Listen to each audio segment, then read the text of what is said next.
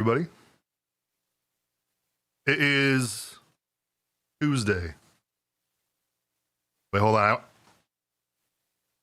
I want to see if I'm actually right. I am. I don't look like a fool today. Yeah. I think we all know why we're here. I'm here to talk to you about our Lord and Savior, Ronald McDonald. It's good to see everybody.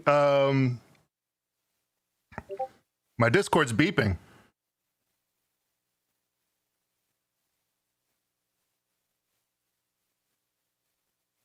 There we go. I don't ever do any of this right. But yeah.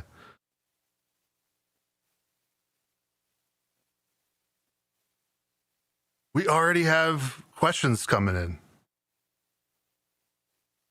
It's the MPC sample hotline.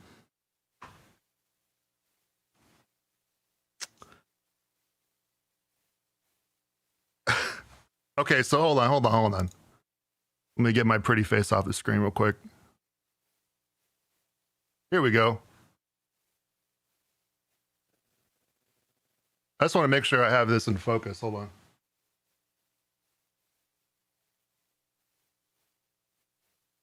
There you go. This is the MPC sample. It is teeny. Honestly, punches above its weight. I was very skeptical about this thing. In fact, when they were showing me the Live 3 before it launched, they also showed me the next two things, which was the XL and this. Now I was really excited about the XL, and I saw pictures of this thing, and I'm like, I don't know about that. But no, it's good.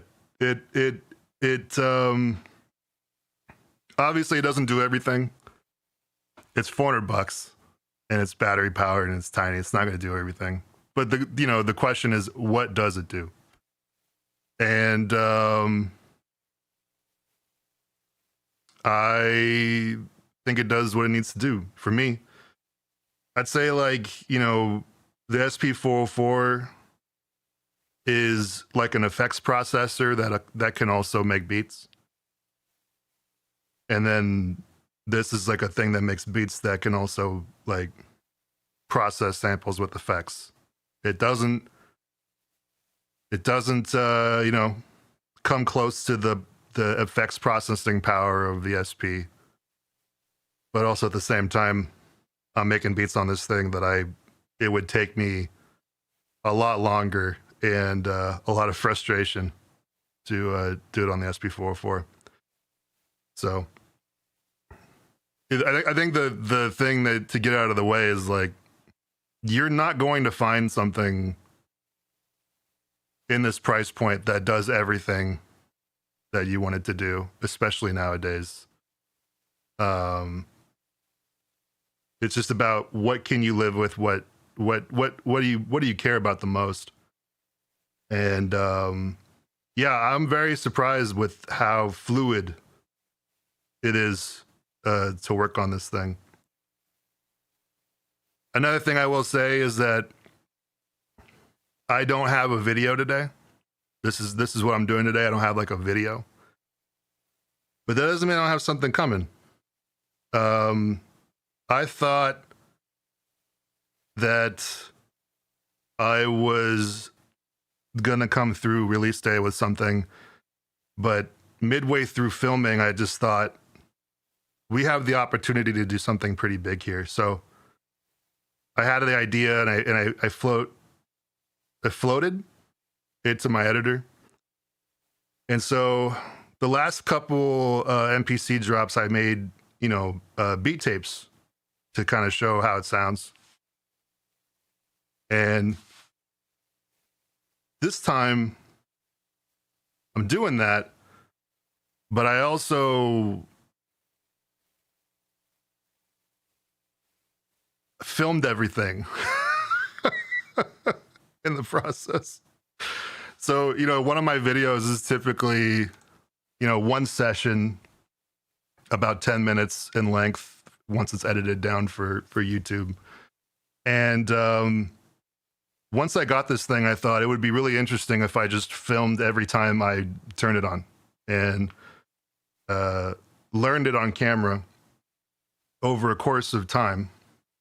So a video is coming. It's not coming this week. It may be a couple weeks out, but it's not going to be one session or 2 sessions.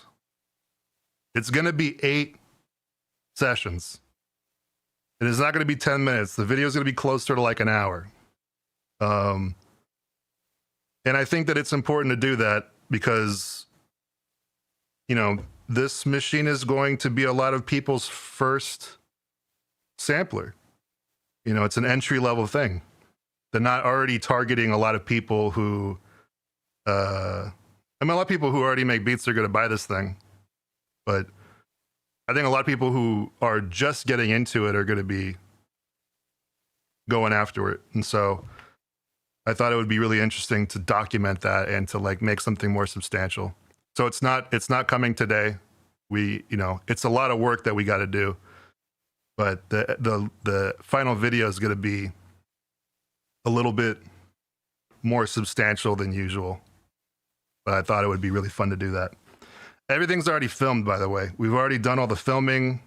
I've already made the beat tape that we're gonna drop with it. All that's done. It's just now doing the editing. Was getting quite worried about you. That's kind of the crazy thing about the internet is like, if you don't constantly say I'm here, people just think that you died. It's kind of crazy. I've been working on Super Beat Maker. That has been taking up most of my time as well as this video. I figured that, I've been doing like the weekly, bi-weekly grind for a few years now. And I think I earned the freedom to like take some time and work on some bigger projects that I think will, offer a lot more to the world. So that's kind of what I've been doing. And yeah, looking forward to continue to do that. I'm not here to tell you to buy this thing.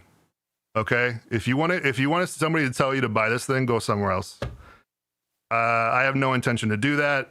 I don't make any money from any of that stuff. So please don't ask me if you should buy this thing. I don't care if you do. But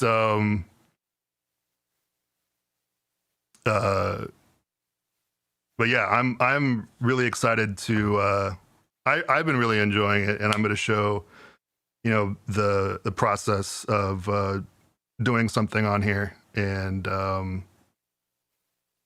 yeah, that's kind of what we're here to do.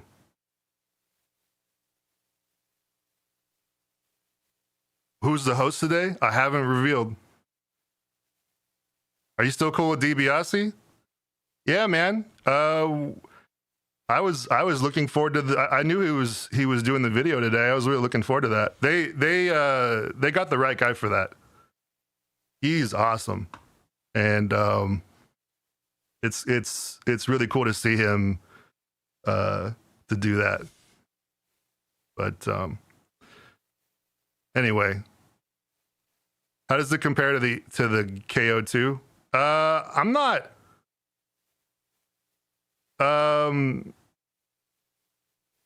I'm not a big fan of the KO2. I have it, and honestly, it kind of feels like pulling teeth a little bit. Honestly, this is like the first entry level sampler that I've seen in a long time that has actually made me excited to like work on it. And I think I'm a little bit, I don't know. I think it's harder to please me because I just have access to other stuff. So it's not like my thoughts usually like, well, I can just work on the regular MPC while I use this. But no, they translated the workflow pretty well over here, and honestly, like working on it, it took a while to get used to some of the limitations. Honestly, like a couple of the things, you know, they're a little hard to swallow in terms of pills. Mostly monitoring stuff, mostly stuff that they can just do with firmware. That I don't know why they just didn't do that from the get. But we'll get into that. I'll cover that as we go. But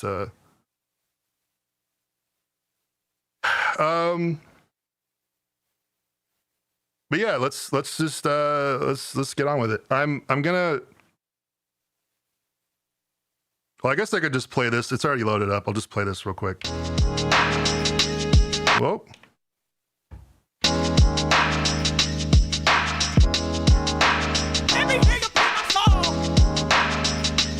This is already something I made.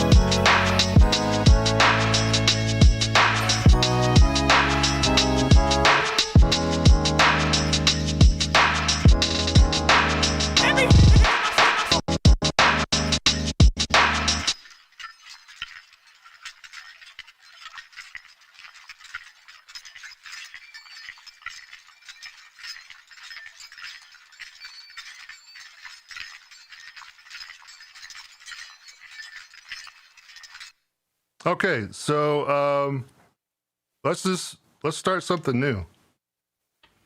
Let's go in here and open up a new project, clear everything. Yes. And then let's just go ahead and save this right away. Just so I know.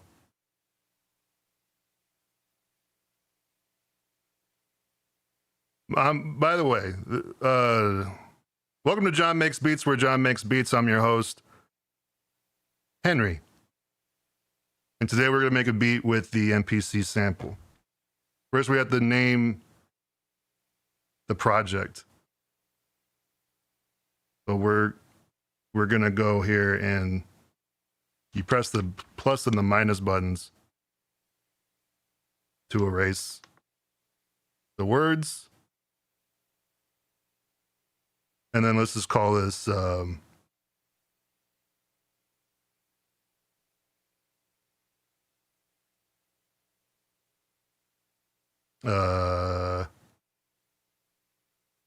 call it Sensei.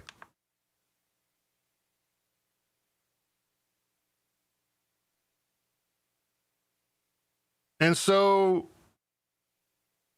there's really not much to talk about. I mean, it's kind of like whatever you. It does everything that you need a beat machine to do. I mean, there's some things obviously that like I wish that it did. We'll get into that, but for the most part, it's got a, you know, it has everything that I need, kind of like the bare minimum viable setup to. I'm gonna time out this motherfucker. You come back in 30 minutes.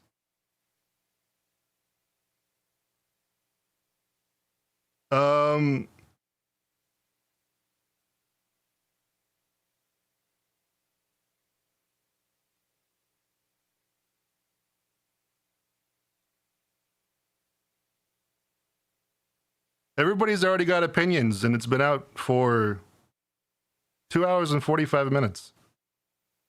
Learn hubris, please. So, although I do agree with some of it, one thing that is kind of a limitation for me that I had to kind of get used to is that each chop or each sample can only be chopped to 16 slices. And so that, when I first made my first thing on here, I played the piano like I usually do and then went to chop, and then all of a sudden 16 slices in,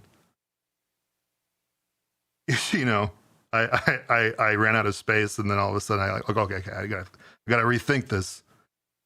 So, that's one thing. But I don't think most people are I think most people are just chopping up. I've seen people make beats.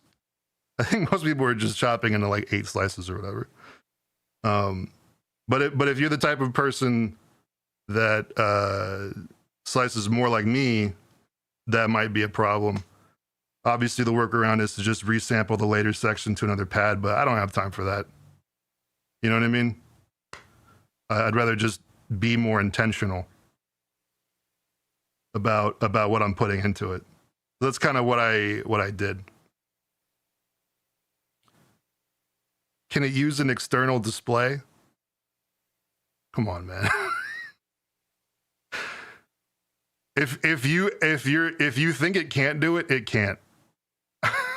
Let's save some time here. It also cannot extend wings and fly from here to DC. It also can't do that. It's kind of like the minimum viable product of like a beat machine, and for $400 and for the size, it's kind of that's the target they hit. So let's start by bringing a sample in here. It's a sampler, so we got to bring a sample in.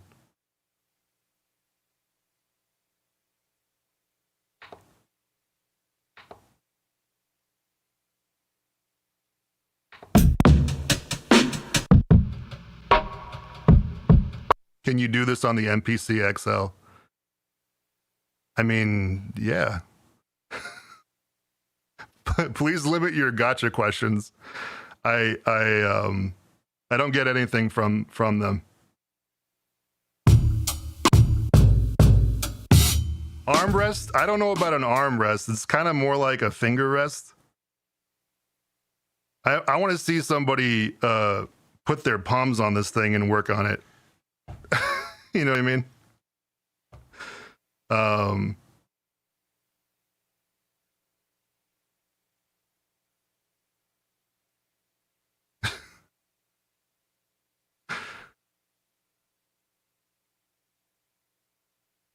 They're trolling. That's okay. But I'm trying to figure out who's gonna do this. You look like a stenographer or a typist from the 60s. You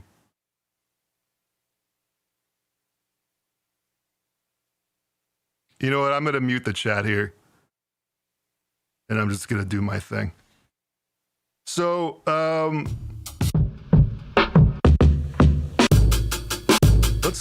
let's bring a drum loop in here.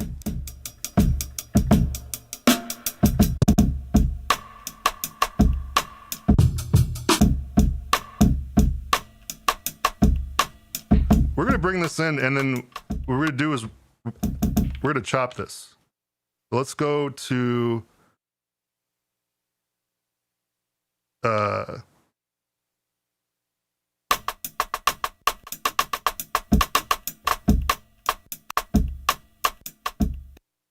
I usually don't like when things auto chop. I'm gonna do it for myself. So the way that you do this is you hit shift and then you zoom in on the start point. And I kind of think that that's a pretty elegant way to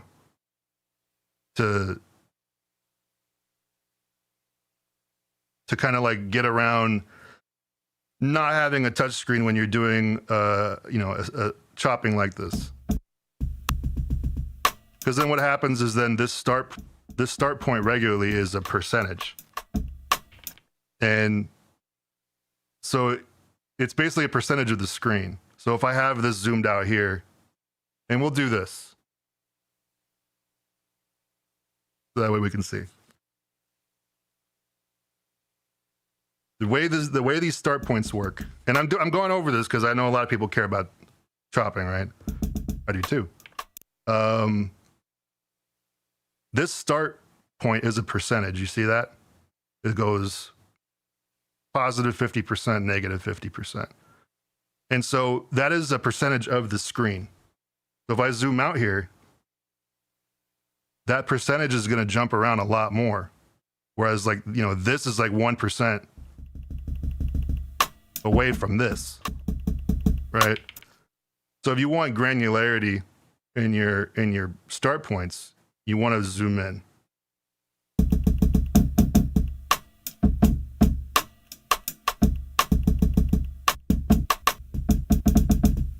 Let's go in here.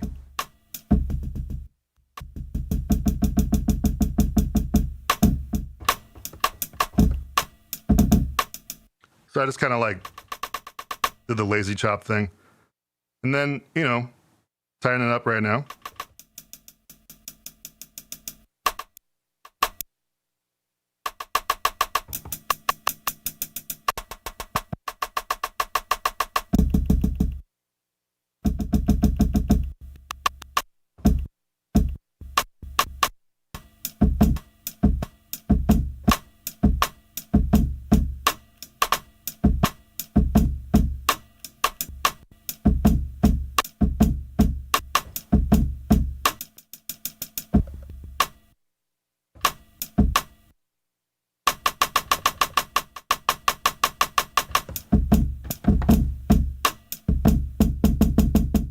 I think that's all the drums that I need, honestly.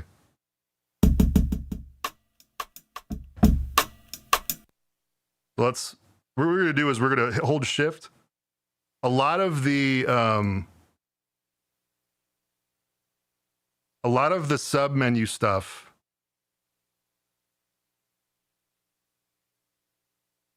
is actually a shift function on the pads.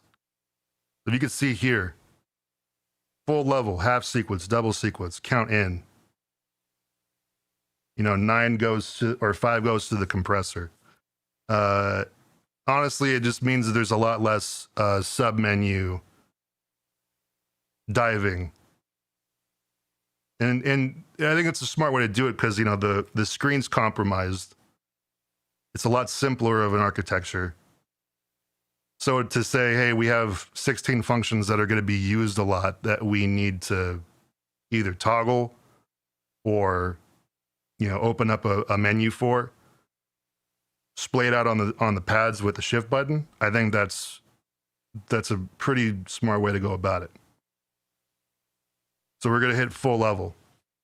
That way, every time we type a pad, it's full level. I don't have to worry about like bruising my fingers.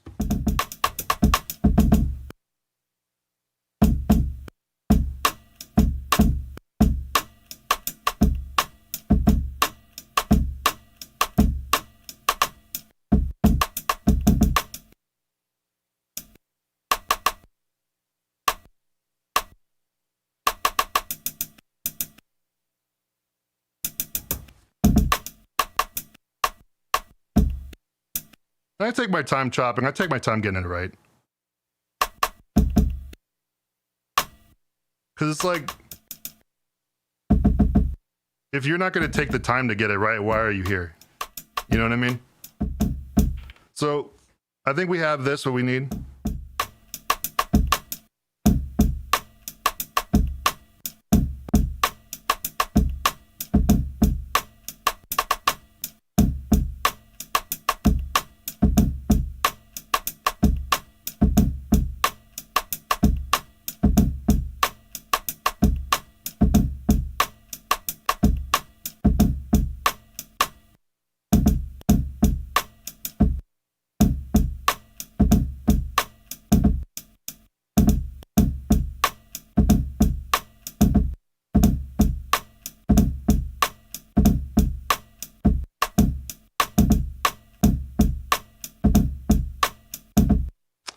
So I think that's kind of what I'm going to do. One thing that I do like about this thing is that they were able to allow chopping of all the samples that you'd throw in without further complicating your layout. What I mean by that is like the SP404 Mark II, that when you chop on that thing, you then have to export all the slices to your basically however many chops you have, that adds to the tally of however many samples you have in your main banks. And it can get messy quickly. I always find myself kind of like feeling like I'm overwhelmed by the amount of samples that are on the different banks, and then like having to assign them. The way that this works is you have a chop submenu. So whenever you're in the chop submenu, you have access to all your chops. That's and when you're out, you never see them. I honestly prefer that. There are downsides to that. For instance, when you have everything in the chop submenu, you cannot alter the volumes of these individually, which is kind of a big deal. But that's not ever something I find myself doing too much. And if you need to alter the volume of something, you just resample it and put it on a new track, if that's what you need to do. But I like the way that this is tidied up. Like we have 10 chops or whatever of this drum loop, and it's all sitting on one pad. And I dig that. So let's find out what the tempo is here.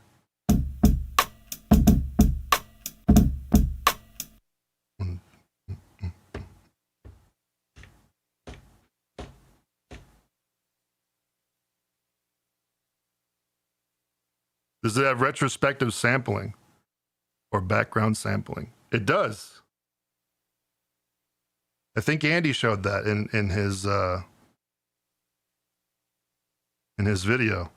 I haven't watched the whole thing, but I skimmed it and I saw that he covered that. We're gonna be at 84 here today.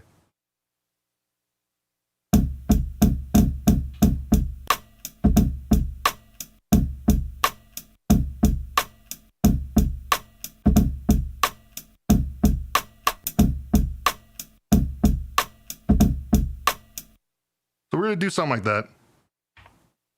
Let's make sure the metronome's on. And that quantize is on. Because I use quantize for my main rhythms, the downbeats.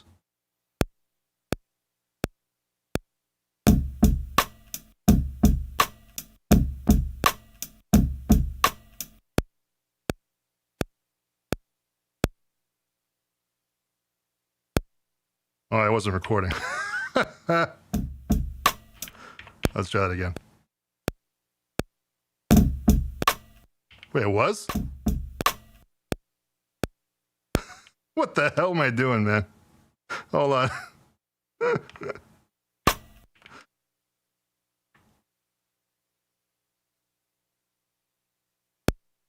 Okay, hold on. Let's do that again. Goodness gracious.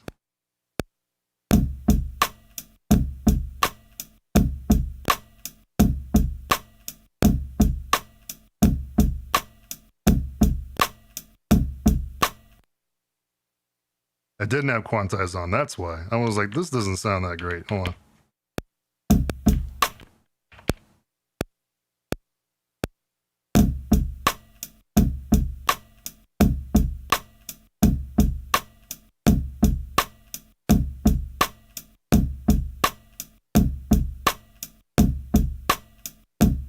All right, so let's turn off the metronome. We don't need that anymore. That's for when we don't have rhythms. I'm going to turn off quantize now. We can get some of the swing in. Some of the natural feeling.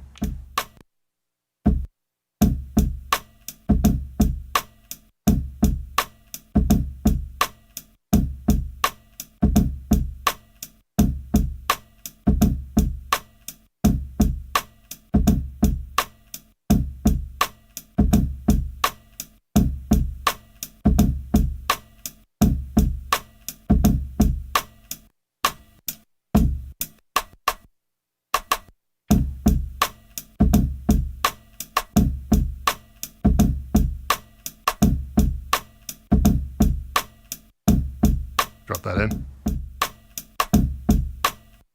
Can you nudge sounds? Yeah, there's a step edit menu. It kind of works like the SP1200 if you've ever used that, where you scroll and you see a data encoding sort of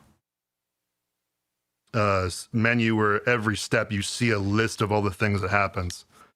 Honestly, I'd rather not deal with that. I'd rather just get it right the first time. But if you have to go in there, this sequencer, there's no like grid edit. You know what I mean? Like there is, but it's like a list mode. If you've ever used the MPC's list mode, it's kind of like that, except it's broken up into steps. If you haven't used the 1200 or like an older sampler like that, it's kind of hard to explain. Like basically before 2000, a lot of machines were like that. But, that's kind of the other side of, I don't want a touch screen. You know what I mean? Like, you either want a touch screen and you want all the niceties of that, or, this is the way to work. 2500 is like that, exactly.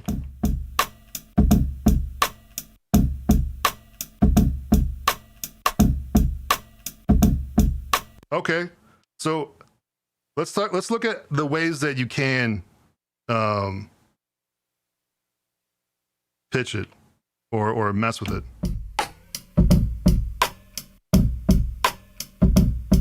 You also have warping here. You have warping to the sequence, so you can have it locked to the sequence, and as you increase and decrease the tempo of the sequence, it'll increase and decrease, or you can do it warp manually.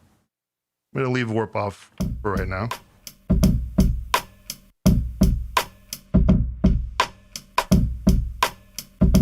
There's a filter.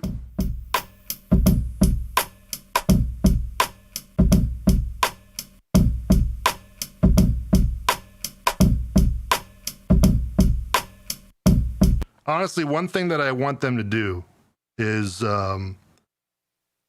because there's no EQ for each of these pads, if you could actually include an EQ, swap out the filter, because the filter is really just an EQ with a resonant band, if you really think about it. And if you are able to actually create like a single band EQ, I would use that single band EQ more, probably way more than,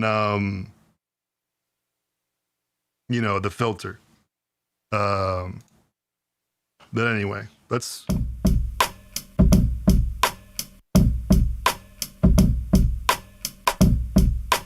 see what happens if we take the decay down on these. I like that.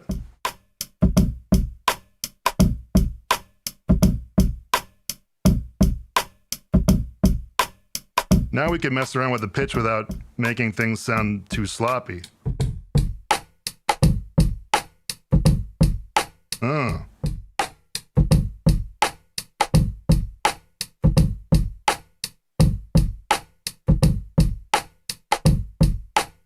Let's move over here. One thing that I have been, reconciling with is the fact that each track it's really just, if you think about it, everything is kind of like all the samples compiled into one track. So each sample does not have the ability to add effects on it like the modern machines do.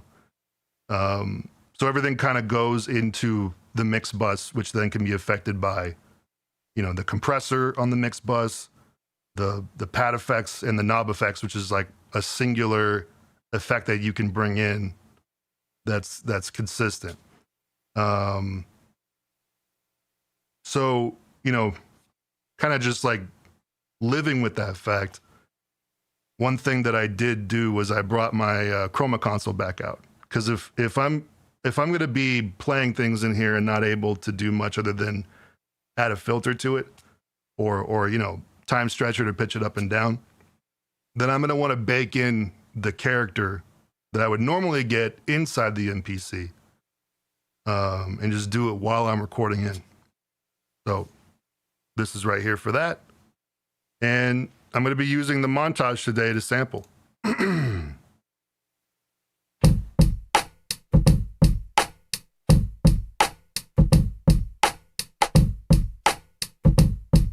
like those drums.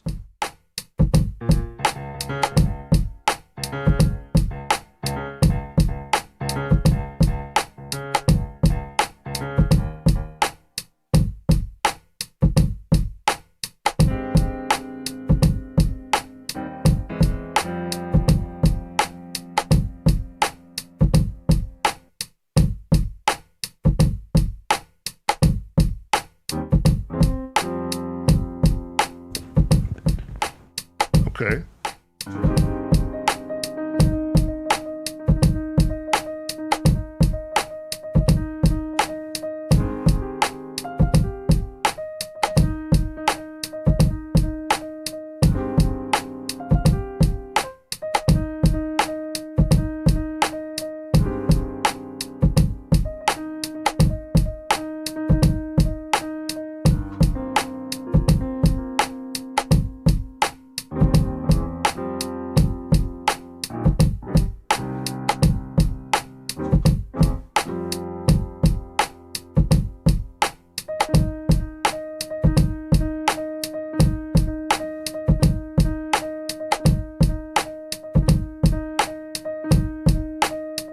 I'm just gonna start with this key.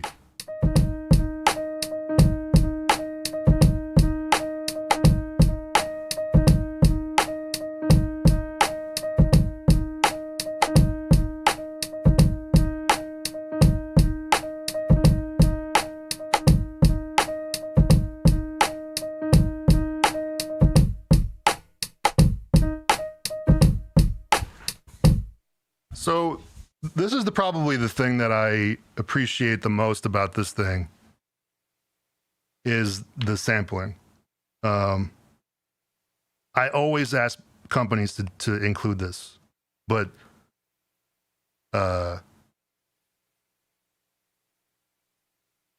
fix the video, you put the frames wrong. I don't understand. You could expand on that. You can definitely pitch samples, and you can definitely, time stretch. I always want companies to include recording, like automated recording, because if you can't do automated recording and you can't record to sequence length, you are missing out on a wide customer base of people who are performers. You know what I mean? Every sampler should also be able to double as a loop performer and a loop recorder. And if you don't have that, I mean, do it. Get on it. You know what I mean? It's not that hard to I mean, I'm talking like I know how this shit works. But it can't be that hard to implement, you know what I mean? So right now it's waiting for a signal, or if I tap this, it'll wait until the loop comes around so it'll start recording. One thing I want them to include though, and I've already told them this, is the ability to record a bar or two after or longer than the loop.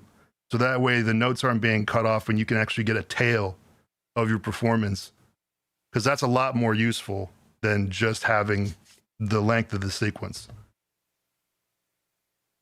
Right now, this sequence is 2 bars. I want my performance to be 4 bars. So I'm going to double the sequence here. It's you shift and hit 3. Sequence doubled. So now this is 4 bars. And now we're going to record that one note. That note pattern over and over.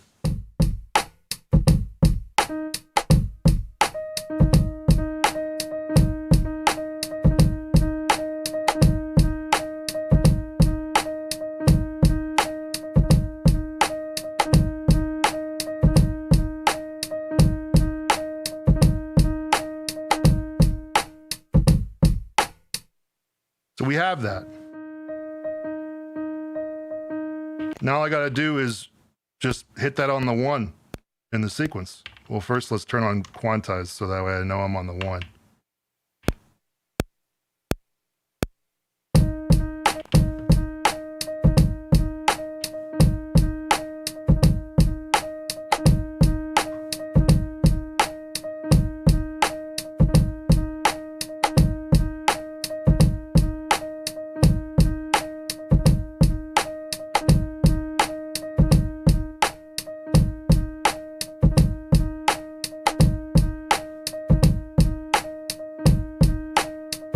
Yeah, I'm just gonna build around this one note.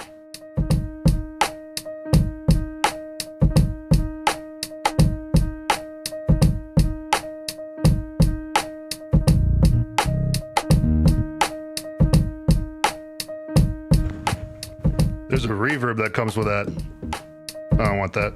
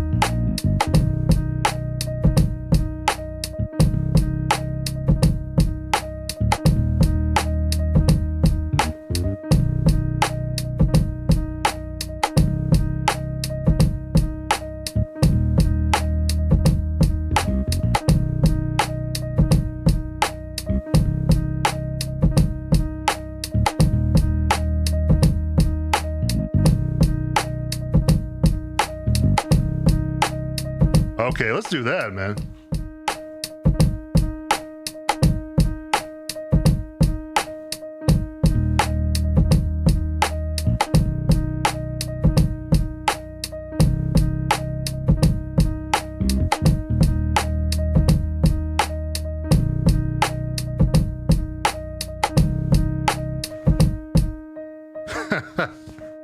No wonder this isn't working. I'm recording 6 bars.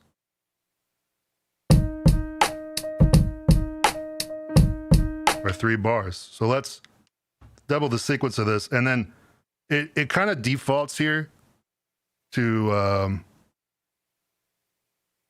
it defaults here to 8 bars or 4 by multiples of 2. which is, you know, that makes sense. But we want to go 6. So I'm going to hold shift. And now you can have the bar length be whatever you want.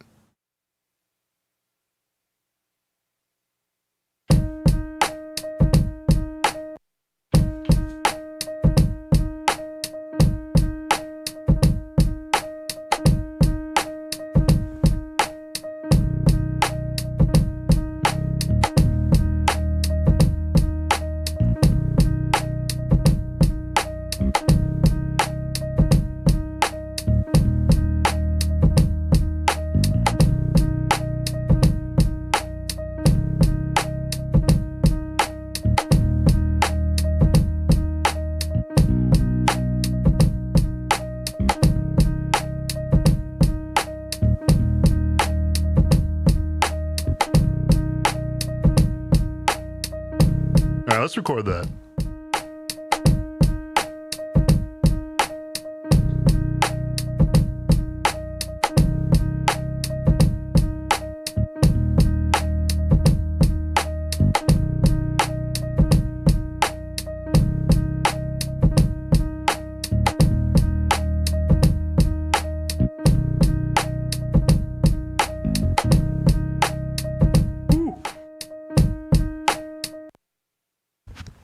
Let's go in here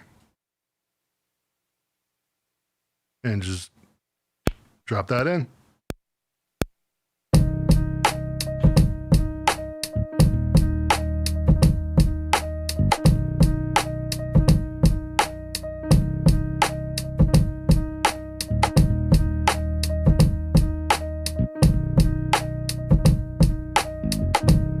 Ooh, that's tight.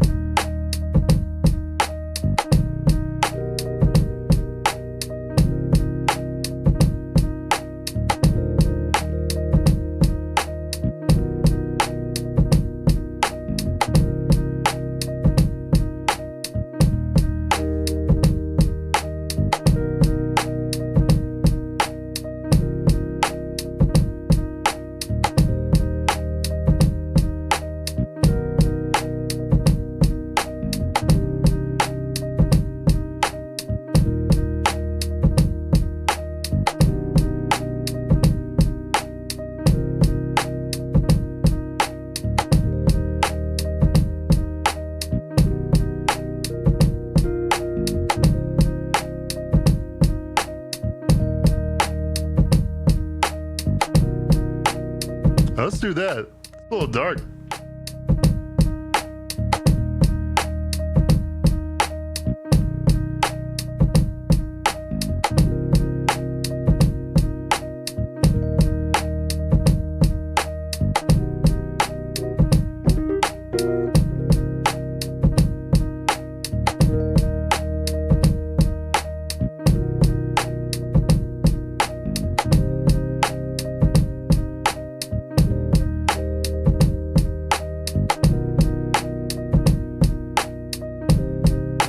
Yeah.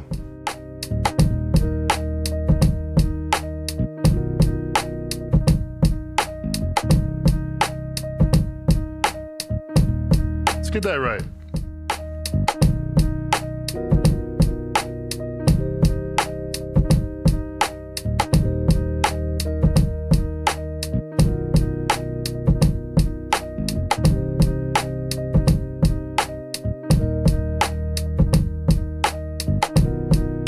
Yeah.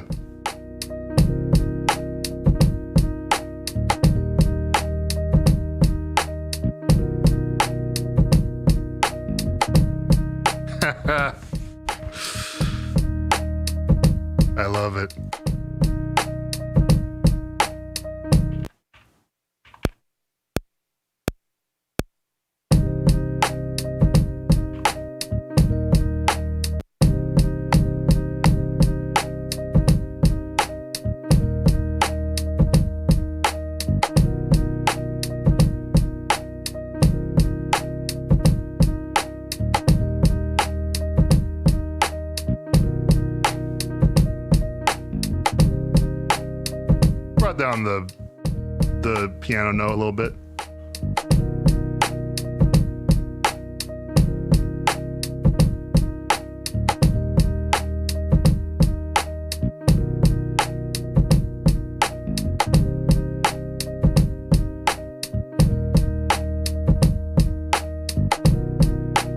Someone said, can I use the microphone? Okay.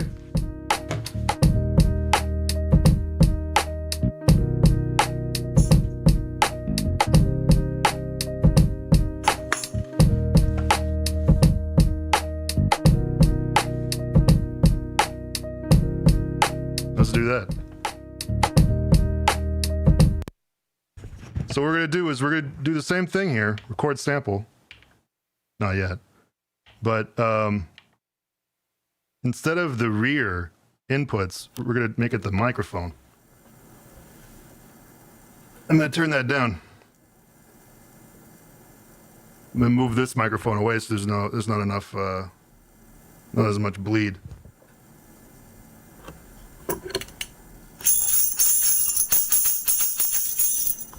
We're going to do that.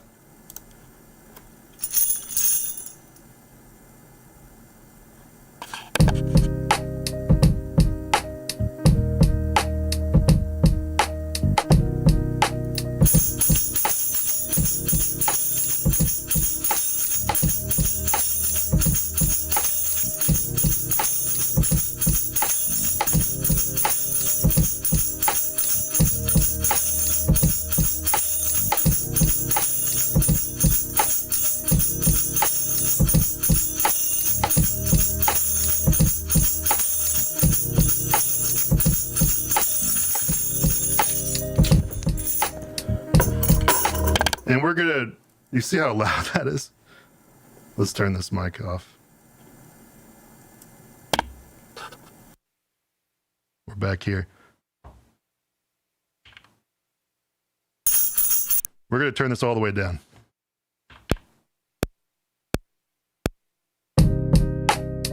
All right.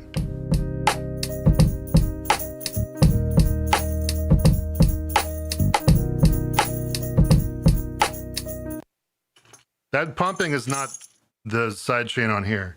I have this running through basically broadcast equipment to make sure that nothing ever distorts.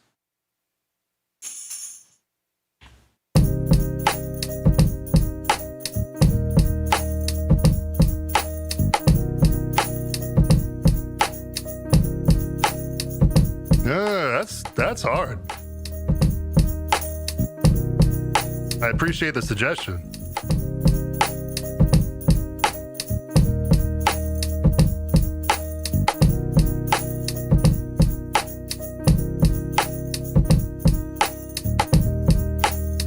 That's swingy right there. I love that.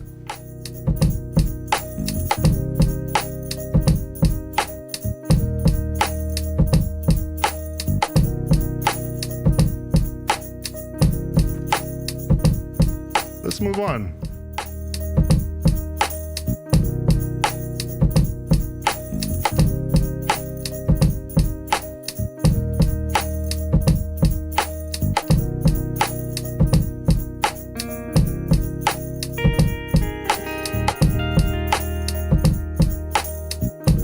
I'm gonna turn on the chroma console for the first time, just to get some stuff in here.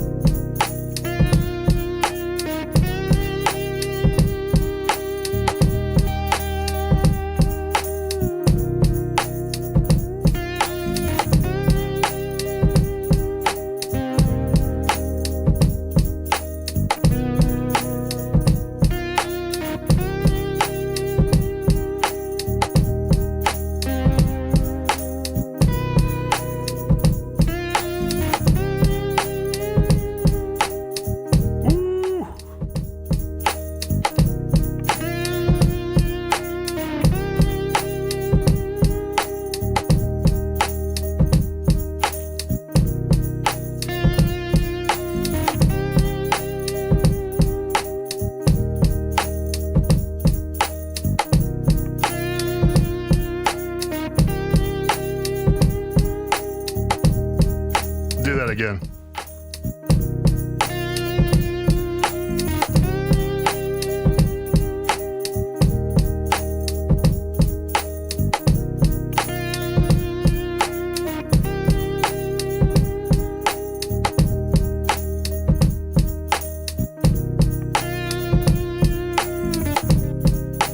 I fucked up at the very end.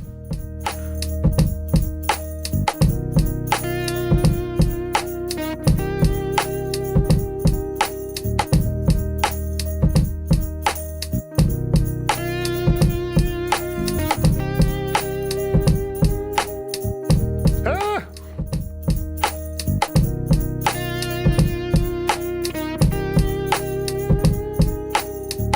That's freaky.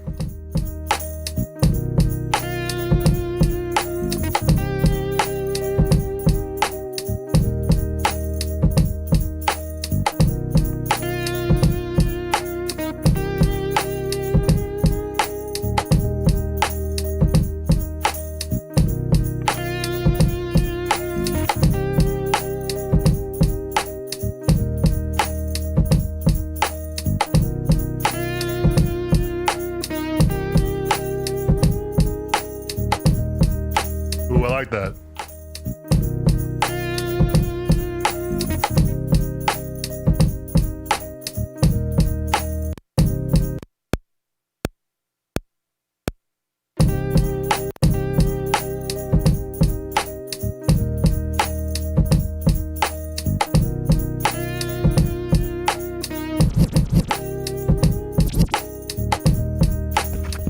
Honestly, this is the first time I've ever used like the flex beat stuff. It sounds better when it's like lower in the mix like this.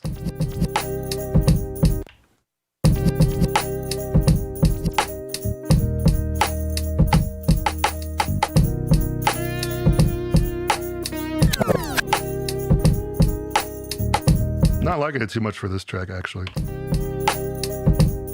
Let's take a look at the pad effects.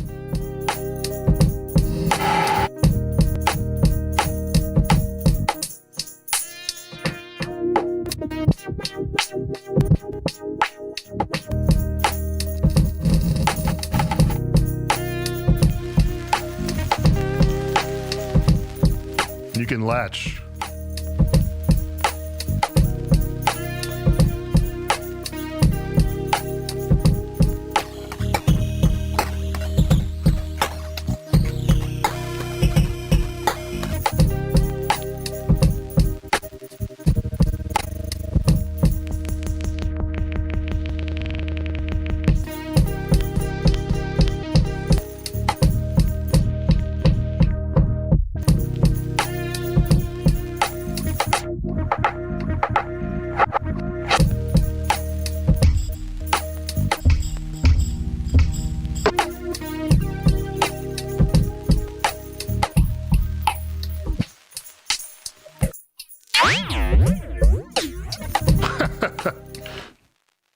One thing that I really wish that you could do is be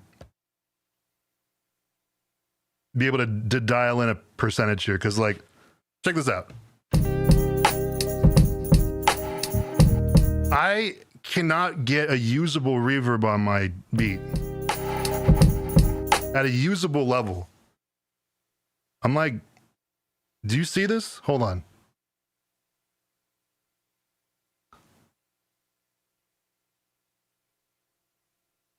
I'm trying so hard and got so far, but in the end, I can't even get a little reverb. Like barely.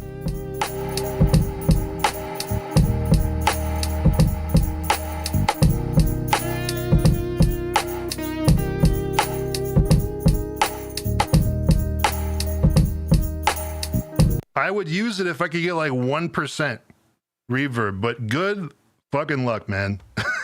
Trying to do that. Akai needs to do that. Akai needs to be able to let you dial in percentages, because these are supposed to be effects that you can use to spice up your track. And I know the whole idea is to make it so that way it's performable, but like, you should be able to like dial that in. Why have reverb when it's... Who the hell hell's going to do that except for a drop? You know what I mean? Let people use the effects the way they want.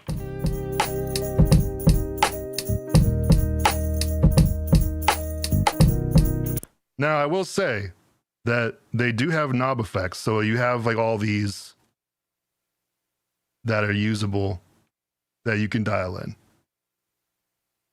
So you do have like reverb here. Like I'm going to use the medium reverb.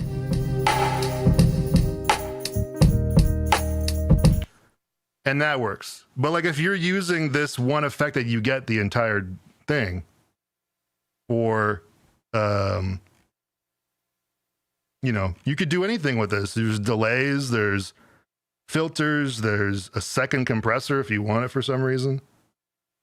You know, you got the vintage emulators and stuff. Maybe I don't want to have my one effect be reverb. You have all this stuff. And, you know, make it usable. Make it usable beyond, then you can really stack and you can really build like a mix bus that you like. As of right now, you got one knob effects and you use it for your reverb, you're assed out on everything else, you know. But I do like the reverb on this, so we're gonna keep it.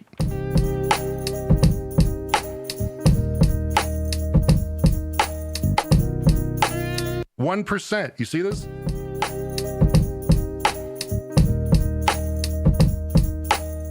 Very nice.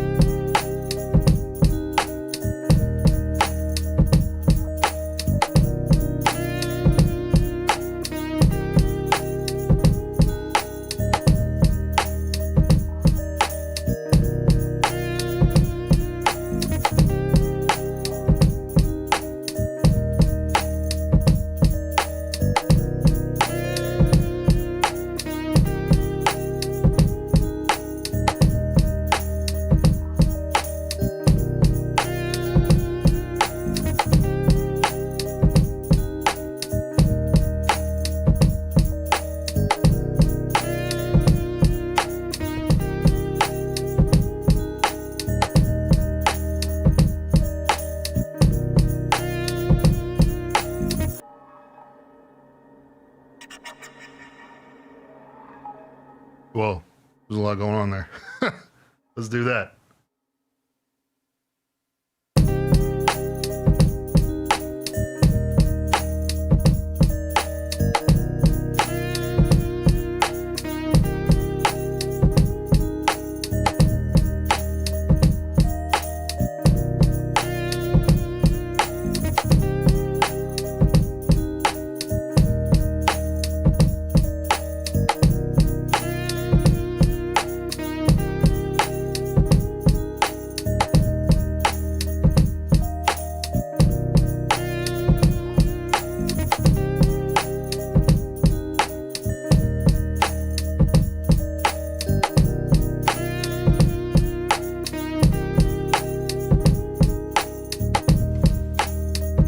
Let's do that.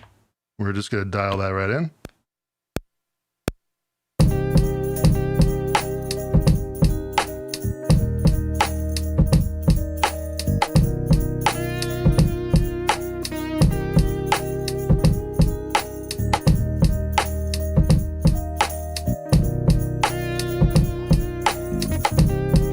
So let's just say we have this, you know, 4 or 6 bar loop, and we want to take this beyond, right? We want to take this somewhere else. Right now, we've just been building on one sequence. We go to another sequence. We have nothing, right? So if we go here and we can copy this to the next one, do that again, and do that again, and then this one, the original sequence we had. We just erase.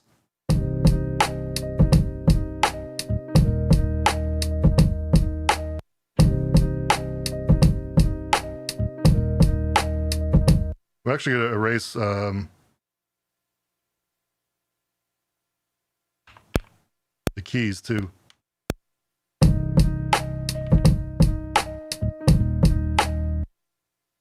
And the next one, we're going to leave everything but the keys. Or we're going to bring the keys in. That's what I meant to say. And then this one, we're going to leave these two out.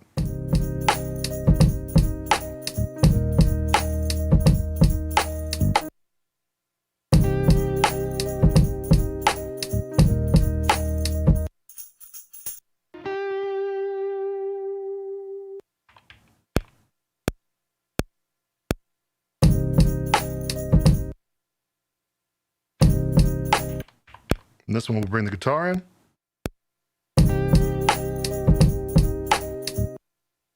And then this one's just going to be how it was.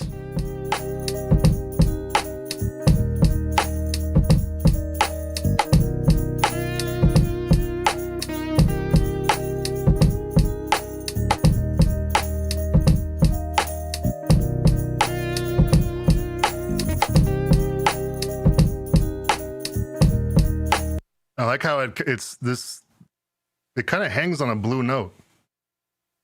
And it sounds a little ugly. I like that. That's hip hop, man. So many samples and so many things just weren't in key, but that's what gave it the vibe.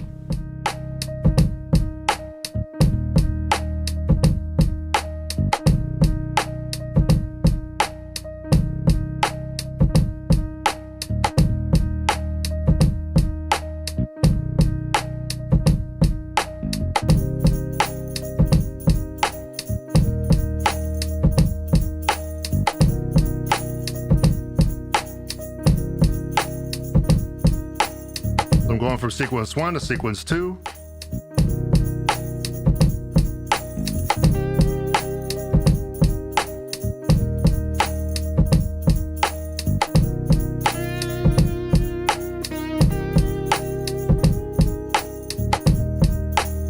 And then it goes from sequence 3 to sequence 4.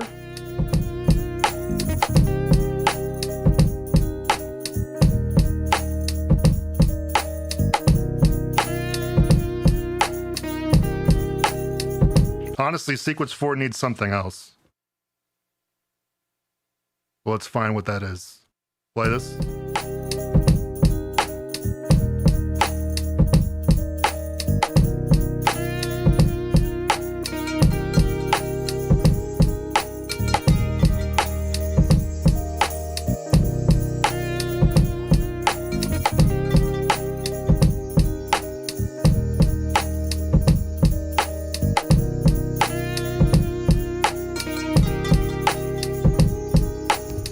I like that.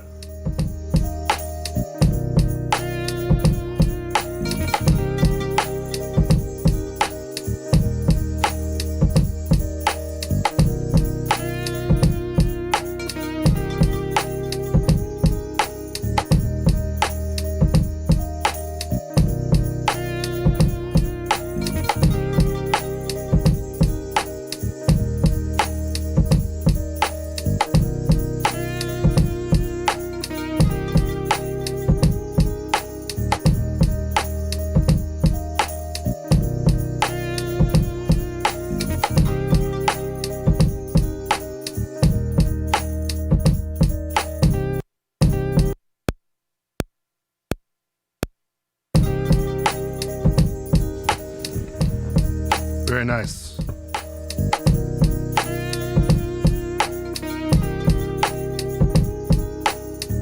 So we need a breakdown, right? Because right up until this point, bring it back.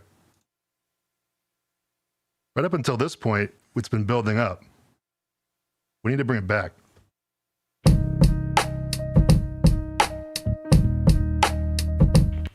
So what we're going to do is we're going to copy and paste this to pattern 5. And we're going to do a little editing here. We're going to get rid of the note, the piano note.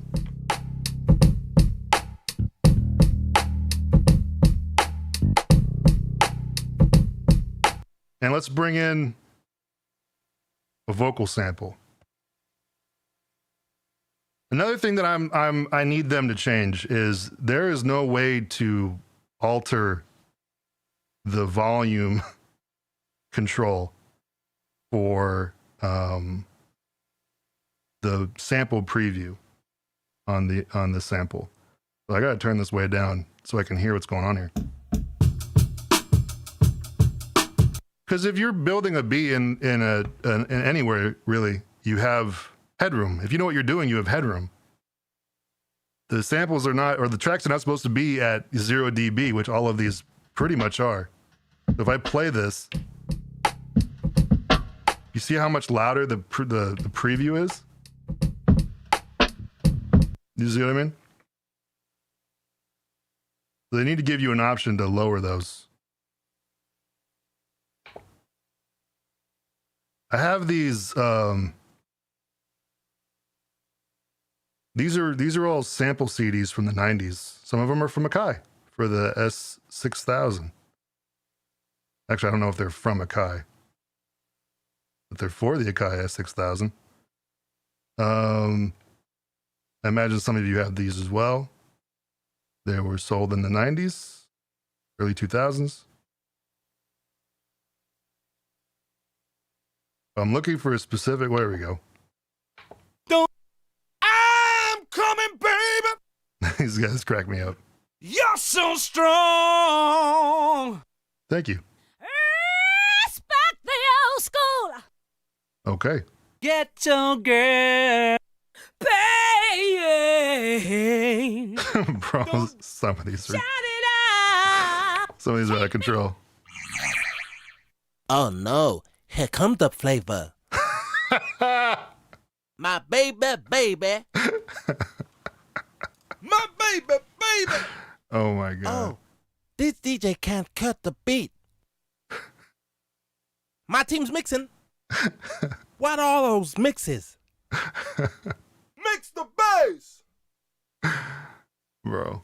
It's cool. Just keep it. Okay then, just keep the mix. Just keep the mix. Get up and dance. Don't touch. Boom! Uh-oh. Check the low end. Oh man. We mix? Yo, hello, Mr. DJ. 1, 2, say yeah. Okay. Okay. Okay. Listen. Oh shit, bro. Spice meatballs. Oh no. Come on. Check this out. It's party time. Crazy. Honestly, this sounds like a shit post that like somebody would do on TikTok if I'm Give gonna me be honest. more. Give me more.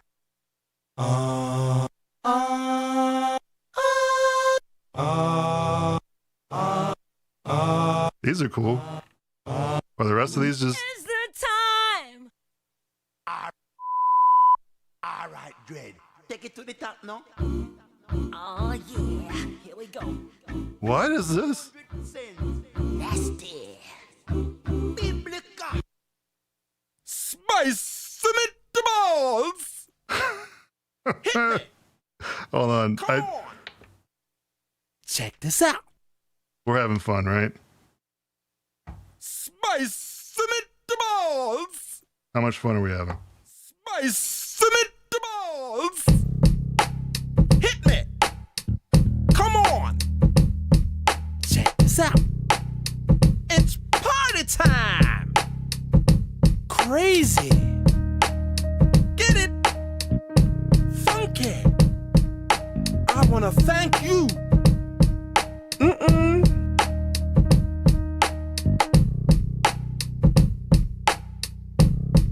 Hold on.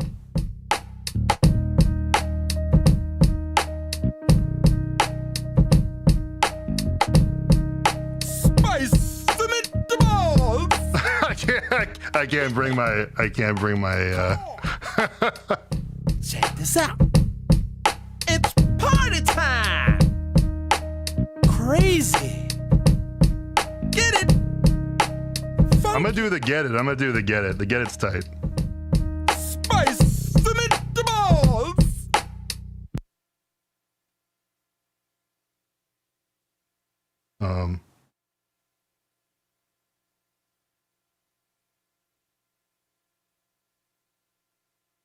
We need to do manual. Spice meatballs. Hit me. Come on. Check this out. It's party time. Crazy. Get it? Get it? Get it? Get it? Get it? Fuck. Get it's pretty tight. Let's go in here and let's clean this up. Get it, get it,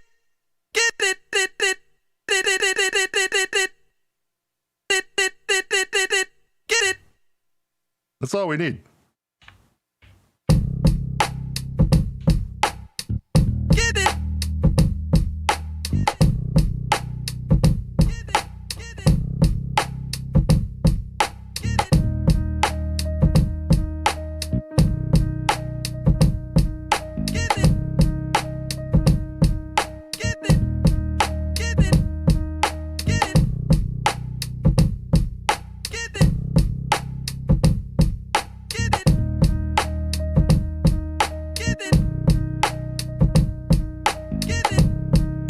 All right, we're gonna put that here. Let's take off font size.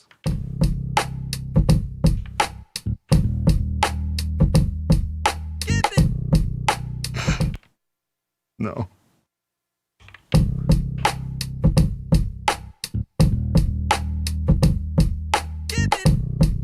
Honestly, if I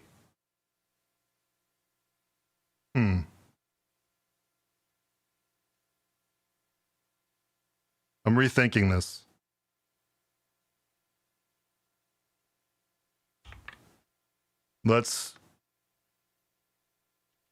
We're just gonna trim it to get it. Spice meatballs.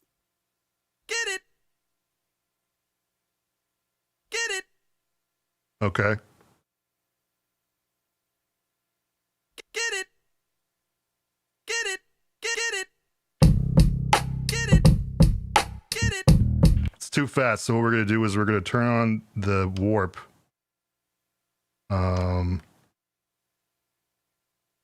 Get it. Get it. Get it. Get it. Get it. Get it. Get it. Get it. Get it. Get it. Get it. Get it. We're gonna turn that from repitch to time stretch. Get it. Get it. Get it. Get it. And we'll take this to 16 levels. Get it. Get it. Get it. Get it.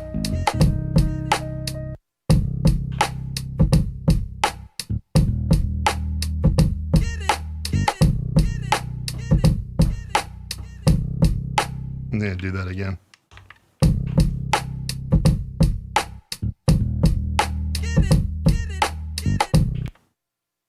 One more time. I'm a stickler for timing, man.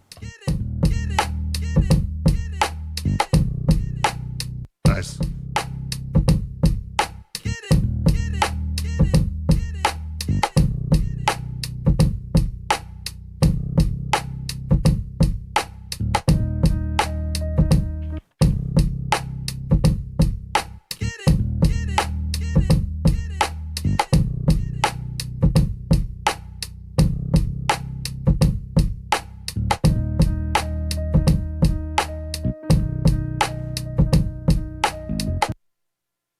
And then on top of this, I want something else.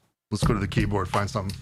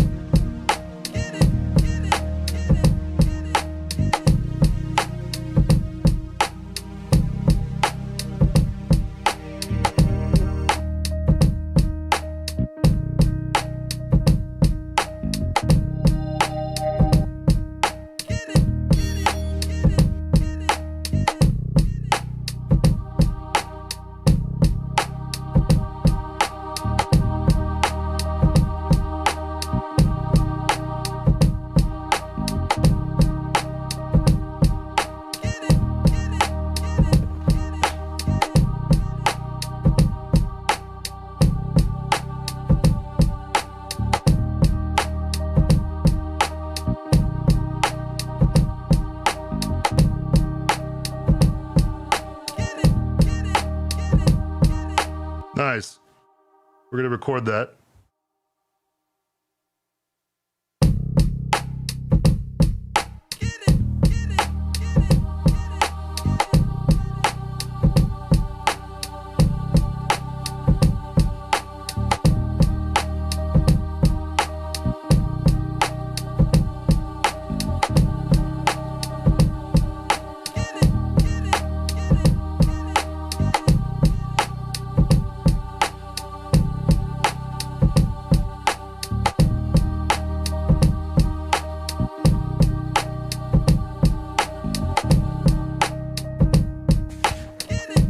Okay, and we're gonna drop that right in.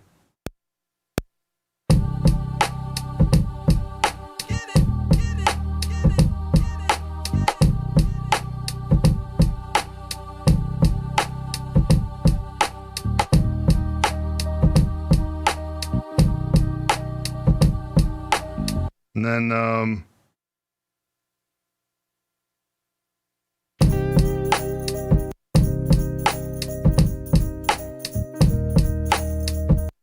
so this choir that I just recorded, we're gonna bring the sample in and out with attack and decay on the envelope, like so.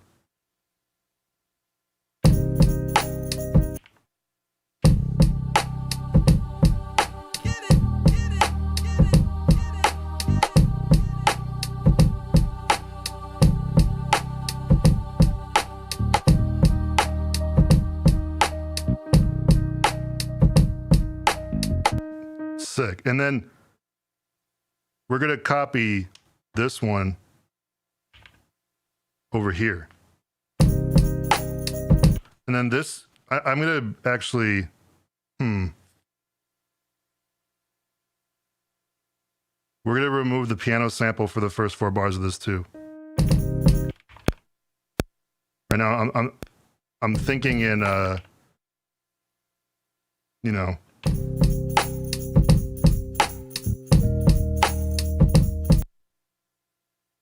actually what we're going to do is 16 levels velocity.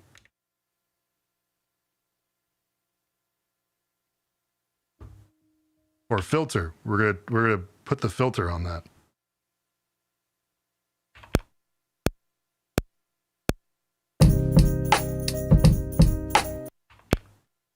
Oh, I didn't have 16 levels on. That's why.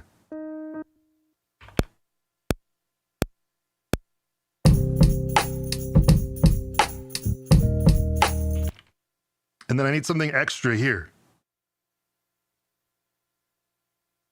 Let's find that.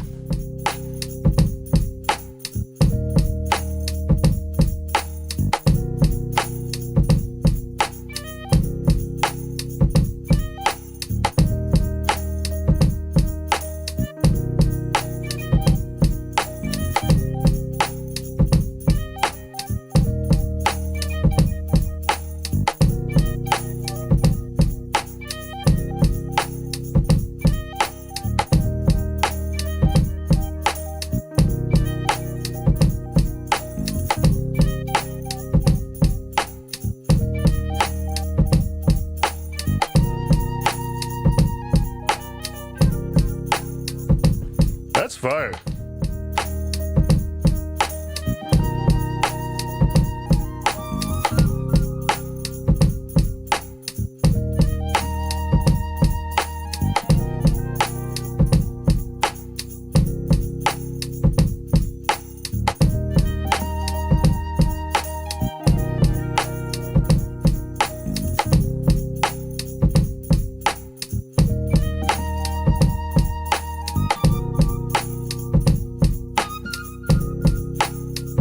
Huh.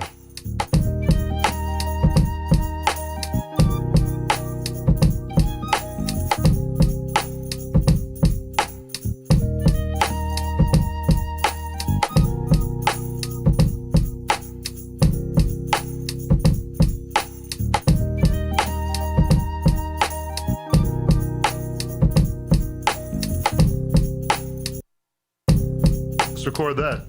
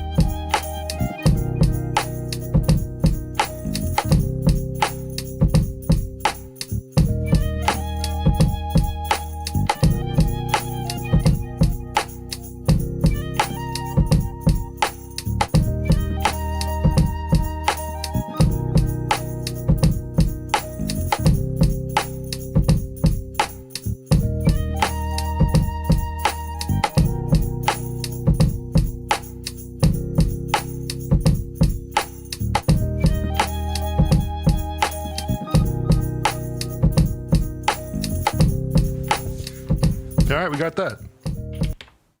Let's drop that in.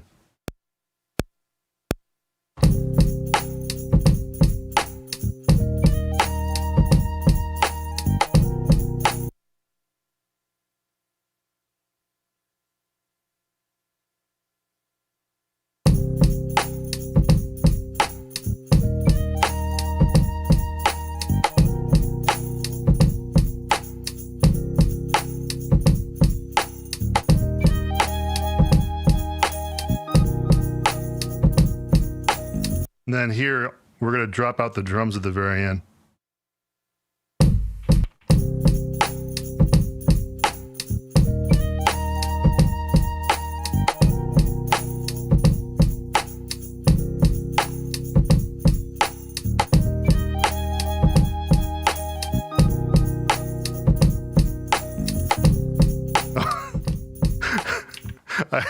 I thought I was erasing him, but I just turned off full level. Whatever. Let's do that again.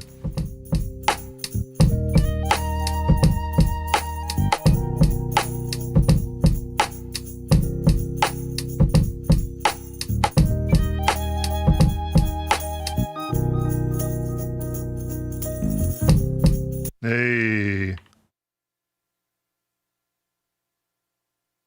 I'm seeing some comments and it's like, yeah, look at that thing. If you have a $4,000 keyboard, anything sounds good. You know what also sounds good no matter what you have?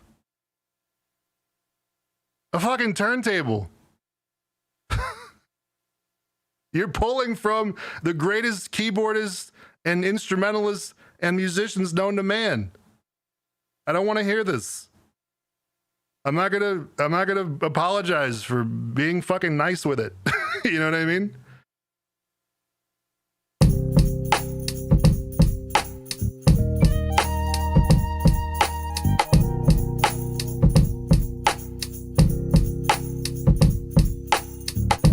All right, then we go from sequence 6 back to 3.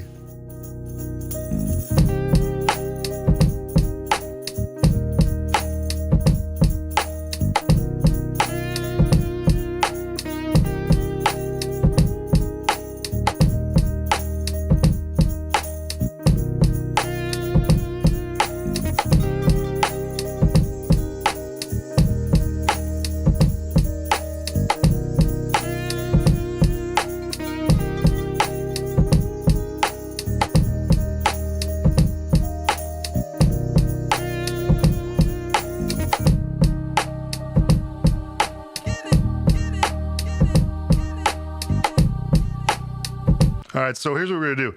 We're in song mode now. All right. Let's go to song mode. So now I have all of these. Let's go over here. You can see what I'm talking about.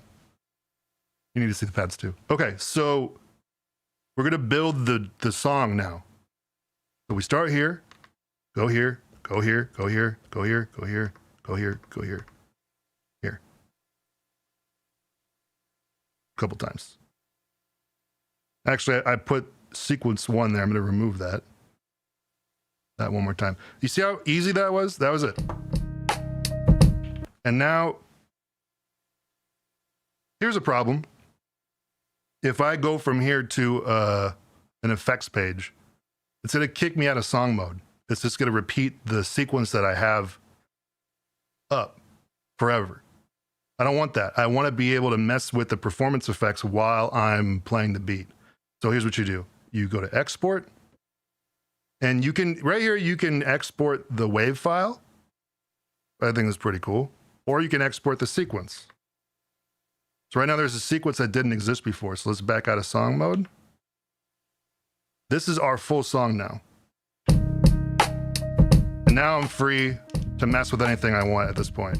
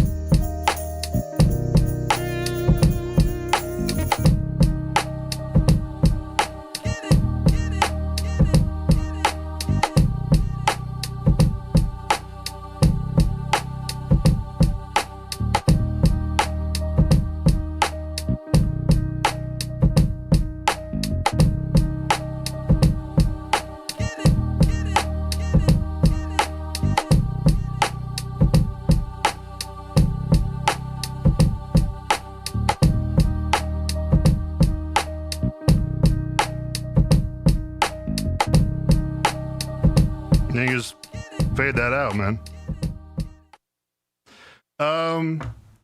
Yeah. I'm gonna, okay.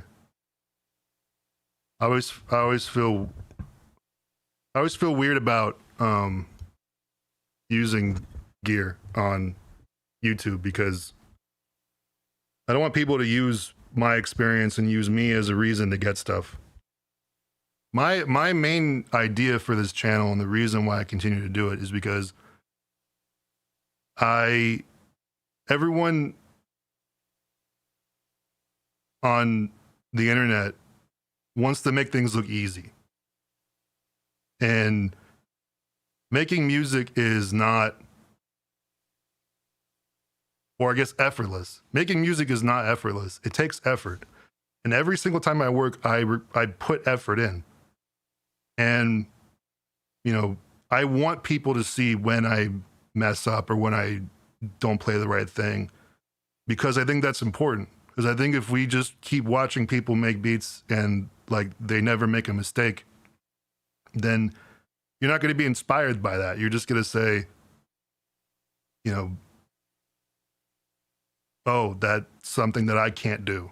I don't think any musician wants to actually admit how much of their success comes from acknowledging mistakes and also recognizing the strength in their mistakes. And I continue to make videos because I want to show what it's like to actually make something. I'm not here to sell you this thing. Companies give me stuff because I make their stuff look good.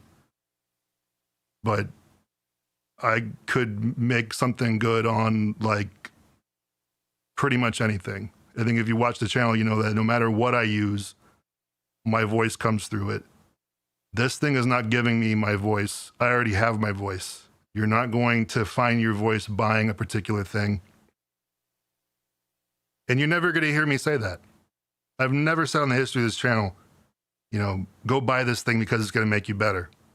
Never done that. And I reject questions when people were like, should I buy this thing? I don't even know you, man. I don't care. Do whatever you want with your life. But like, you know, I want to provide an example of what it is like to make music and what it's like to find joy in making music, because I have fun and I want everybody to have fun. And that's what this is all about. This is all about having fun. I don't give a shit what's the better thing to do. I don't care. I want to have fun. You know what I mean? That's really it. And I've been having fun with this thing. Honestly, like I've been liking it. As you can see, it's kind of like, you know, my way of working where like I make beats, I play with them, I chop up samples sometimes, but I mostly, you know, play stuff and then layer. This thing allows me to do that. It's good for my workflow. I don't even know who you are. This may be your worst nightmare. You know what I mean? But I love it. I like it. I'm not going to use it over another MPC. But if I came to the studio and I saw this in the studio, I would know what to do. I think that's the thing. If I came to the studio and I saw another sampler that was of this price point, I might go, shit. You know what I mean? But if I saw this in the studio, I'd be like, okay, let me just download some things that I like to use, and do you have a nice keyboard, and we'll go with it. You know, I might make stuff on here if I'm somewhere else, right? But you know, I honestly could care less. I really don't give a shit. I have a video coming on this thing. You know, for the other MPCs, I made beats and I did a 8-10 track sort of thing to showcase them. I've already done that. I've already recorded that. I already made 8 tracks. But here's the difference. This time I filmed it. So I was I basically, instead of just working off screen because it's under embargo, I just filmed things while I was by myself and then gave them all to my editor. So I don't have a video today. That's why I came on the live stream. So over the next week or two, Schnoodle and I, who's my editor, and he's been my editor since the beginning of the channel, we are loyal to the soil. We're going to compile out of these 8 sessions that I did while I was learning the unit and putting together a bigger video. So usually my videos are like 10 to 20 minutes. This one's going to be closer to like an hour. I don't know how long it's going to be. We're going to make it as long as it's interesting. But yeah, eight sessions, and you know, I think it's pretty cool. Like the first couple sessions, I wasn't really used to it, so I obviously was a little bit more timid with the way I was using it. And then as we moved on, I got more comfortable. But who knows? Maybe I'll maybe I'll throw this beat in there too. I like this beat. But yeah, look out for that. Other than that, I mean, I think we're done. I'm noticing some people like sent donations and stuff. Let me acknowledge these because I think that's important. Someone said, Tyrone said, I hear you. Josh, make it look so simple. Pat out yourself on the back. Good job, man. Good job. Thank you. It took a lot of work and time, not only from being a producer, like just making beats, but also just being on camera. If anybody's looking at starting something like this, here's like one piece of advice that I could give to anybody who's looking to like start a channel making beats. Put a camera in front of yourself and every day talk to it for about 10 to 15 minutes, or even 5. And you'll get used to being able to talk to, because like I'm gonna be honest, man, you see me talking to you, this is fucking weird. Like it's just like it's like a black void of a lens, and you have to be able to like talk to that thing like it's a person. That's not normal, so get used to that. But yeah, you gotta find ease in the process of it, and you also have to find the ease in being on camera. So if you have an intention of doing that, even if you haven't started a channel yet, just do that now. 30 days, 5 to 15 minutes a day. Just do a video diary talking to a camera about your day. Don't plan it and just keep going, even if it's not good or you can't put your words together. Trust me, you'll grow a lot as somebody who can talk in front of a camera. RS11 sent a donation with no message. Thank you, appreciate that. Someone sent a donation. My homegirl is looking for her first sampler. How is the workflow comparison to the KO2 or Novation circuits?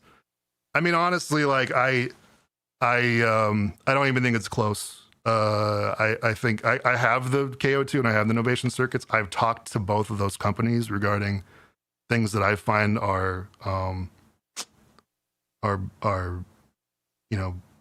setbacks in terms of working with it. I think that this is probably the closest to what I would need to get something done. And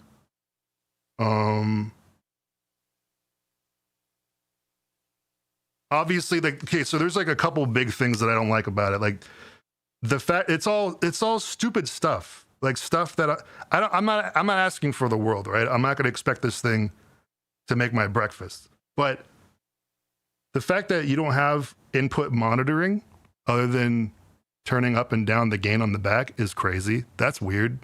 The fact that I have to turn this up and down, which affects the preamp gain, and it imparts a different tonality depending on how loud it is. You should have like a digital monitoring to be able to do it inside the machine. So that I think needs to get worked and fixed right away.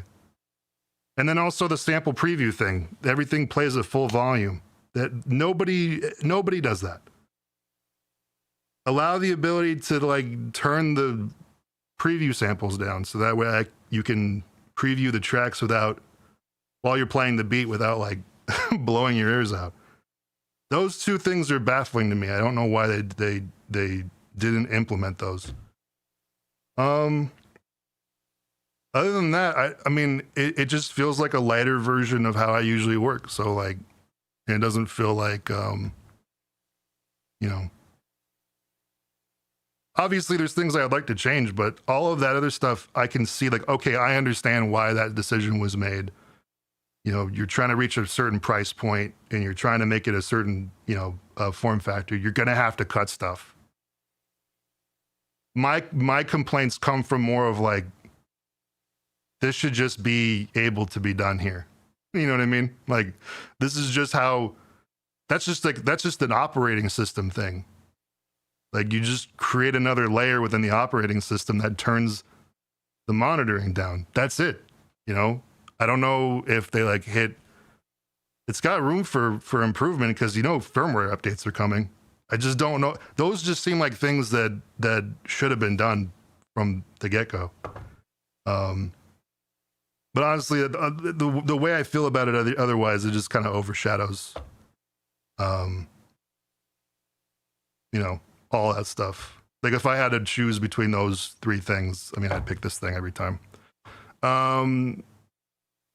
But yeah, I'm not gonna,